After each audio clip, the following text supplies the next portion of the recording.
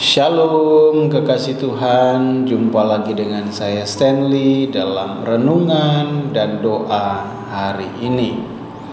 Sebelum kita memulai renungan hari ini, marilah kita berdoa. Kami mengucap syukur Tuhan buat kesempatan baru yang Tuhan berikan lagi bagi kami untuk hari ini. Kami akan merenungkan firman-Mu, kiranya Tuhan menolong kami agar memahami firman-Mu dengan benar. Dalam nama Tuhan Yesus Kristus kami berdoa. Amin. Kekasih Tuhan, renungan firman Tuhan untuk hari ini dengan judul Kemenangan Sejati. Kekasih Tuhan, dalam kehidupan kita, dalam dunia ini banyak hal yang kita harus menangkan, ya. Ada banyak pertandingan dalam hidup.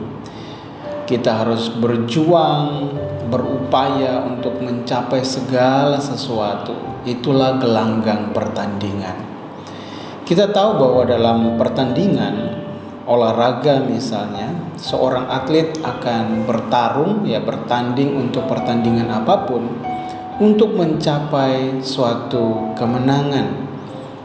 Seorang atlet akan berusaha, berlatih dengan baik, berusaha keras, kemudian menguasai semua aturan-aturan dalam olahraga, kemudian dia akan bertanding dan dia akan menang dalam pertandingan itu ataupun kalah.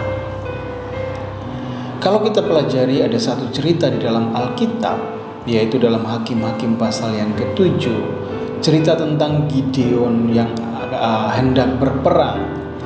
Yang menarik dari cerita itu adalah lawan yang mereka hadapi yang begitu banyak, pasukan yang besar. Tapi ketika Gideon hendak maju bersama dengan pasukannya, Tuhan justru meminta Gideon untuk mengurangi jumlah pasukannya.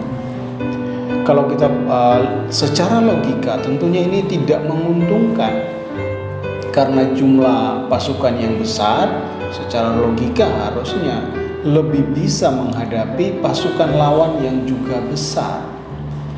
Tetapi di bagian ini Tuhan justru meminta Gideon untuk mengurangi pasukannya, dan yang kita tahu akhirnya pasukan yang diizinkan Tuhan untuk maju bersamanya hanya berjumlah 300 orang saja untuk maju berperang melawan orang Midian.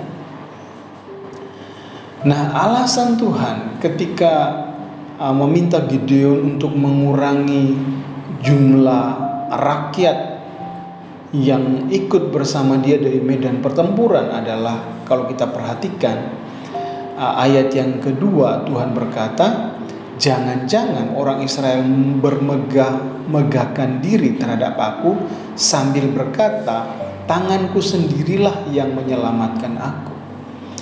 Jadi di sini Tuhan tidak ingin bahwa orang Israel menjadi sombong karena kemenangan mereka melawan orang Midian, sehingga Tuhan membuat pasukan mereka yang ribuan itu menjadi hanya 300 orang yang diizinkan Tuhan untuk maju berperang.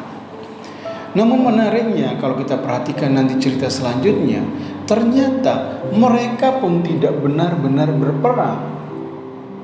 Mereka tidak benar-benar berperang seperti peperangan pada umumnya.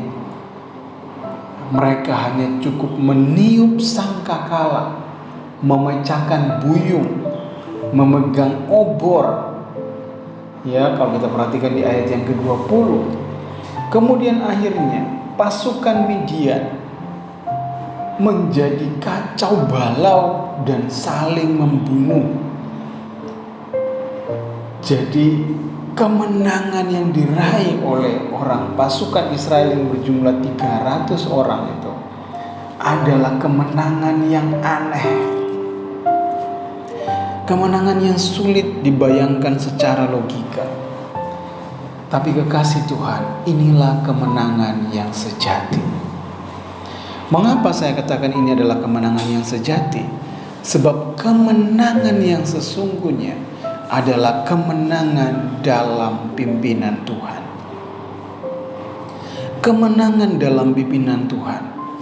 Banyak sekali orang berusaha dengan kekuatannya untuk mencapai kemenangan, sehingga ketika dia berhasil memenangkan suatu pertandingan, dia menjadi begitu bermegah, dia menjadi begitu sombong, dan merasa bahwa kekuatannya lah yang membuat dia menang.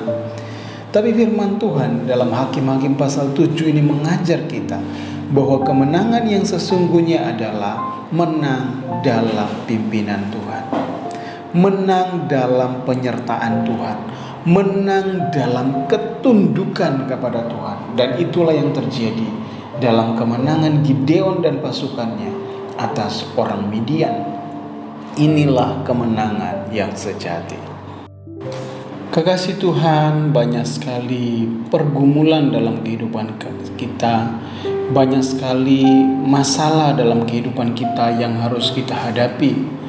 Dan seringkali ketika kita menghadapi pergumulan-pergumulan ini, kita justru mengandalkan kekuatan kita, kita mengandalkan kepandaian kita mengandalkan jabatan kita, atau mungkin juga kita mengandalkan manusia lain, orang-orang yang kita anggap mampu untuk menolong kita. Sehingga ketika kita berhasil melewatinya, kita justru menjadi sombong dan melupakan bahwa dalam segala apapun yang kita hadapi, yang kita alami, Tuhan turut bekerja di dalamnya. Segala kemenangan-kemenangan, keberhasilan yang kita raih dalam kehidupan kita adalah karena Tuhan turut campur di dalamnya, karena Tuhan yang menyertai kita, membela kita, bahkan memberikan kemenangan bagi setiap kita. Sebab itu kekasih Tuhan, marilah apapun yang kita alami hari-hari ini, kita tetap mengandalkan Tuhan, tetap bersandar kepada Tuhan, sehingga ketika kita berhasil melewatinya, Tuhanlah yang dipermuliakan, bukan untuk kebanggaan kita sendiri, tapi benar-benar agar Tuhan dipermuliakan di dalamnya. Kiranya renungan hari ini memberkati setiap kekasih Tuhan yang mendengarnya, dan biarlah renungan ini semakin membuat kita dekat dengan Tuhan, berharap dan mengandalkan Tuhan, dan semakin hidup sesuai dengan kehendak Tuhan. Terima kasih, Tuhan Yesus memberkati. Selanjutnya marilah kita berdoa. Kami mengucap syukur Tuhan buat hari ini. Terima kasih untuk firman-Mu. Kiranya firman ini memberikan kami kesempatan baru untuk semakin memahami apa kehendak Tuhan dalam kehidupan kami. Kami berdoa, hamba berdoa menyerahkan buat setiap kekasih Tuhan yang sedang sakit hari-hari ini. Kekasih Tuhan yang sakit tekanan darah tinggi, tekanan darah rendah, yang sakit diabetes, yang sakit paru-paru, yang sakit asam urat, yang sakit jantung, yang mengalami sakit stroke, kekasih Tuhan yang mengalami saraf terjepit, yang mengalami gagal ginjal, yang mengalami sakit pada tulang, kiranya Tuhan menolong, menjamah dan menyembuhkan di dalam nama Tuhan Yesus. Berdoa juga buat setiap kekasih Tuhan yang sedang menghadapi pergumulan dalam rumah tangga, baik itu hubungan suami istri, hubungan anak dan orang tua, hubungan mertua dan menantu, hubungan dengan keluarga yang lain. Kiranya Tuhan menolong, memulihkan setiap hubungan ini. Berdoa juga buat kekasih Tuhan yang mengalami masalah secara finansial. Kiranya Tuhan menolong dalam pekerjaan mereka, dalam usaha mereka, dalam usaha untuk mencari pekerjaan juga. Kiranya Tuhan tolong, Tuhan berkati.